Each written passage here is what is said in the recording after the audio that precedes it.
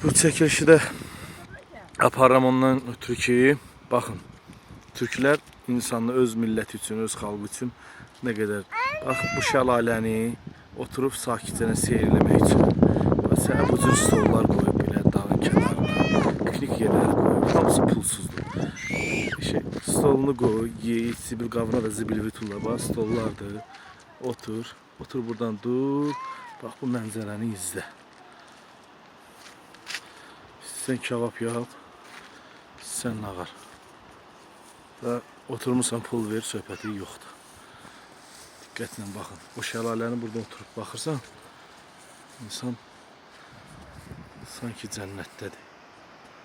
Sanki ya bir anlıq hiss edirsən ki, cənnətdəsən.